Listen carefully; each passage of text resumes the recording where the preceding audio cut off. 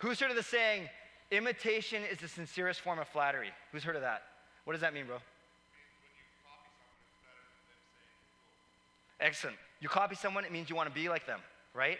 So I'm going to give you 3 examples of a good example, a bad example, and an ugly example of how Sean, my eldest, flatters me to no end.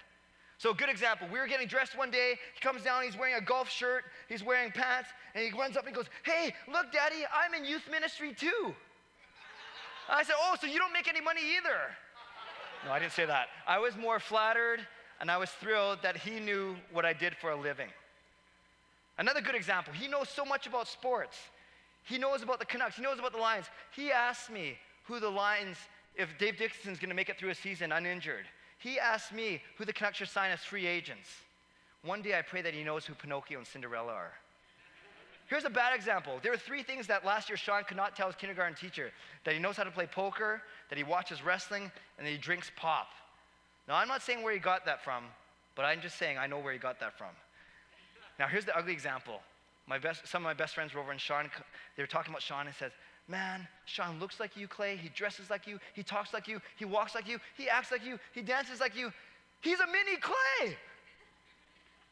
Next thing Sean does, he pulls down his pants and runs around the kitchen in his underwear. I humbly decline comment.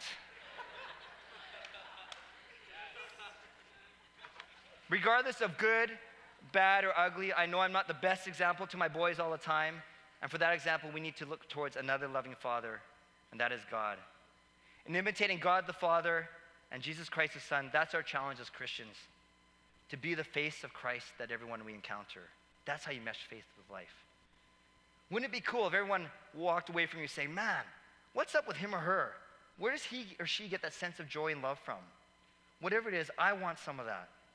Whether our family and friends are churched or unchurched, that's the truest form of evangelization, is how we carry ourselves. And now that I think about it, it's more than being the face of Christ. It's being Christ-like completely. Compliments like "you're awesome," or "you're a good friend," or "you look great," or "nice haircut," they pale in comparison to the one that says, "You were Christ to me." You were Christ to me. That's what I tell people. The essence of being a good Christian is being and not necessarily doing. Nike has their saying, "Just do it." Well, how about don't just do it, just be it. So I talked about imitation being the sincerest form of flattery. You know how you mesh faith with life? God does not need to be flattered, but he does need to be imitated.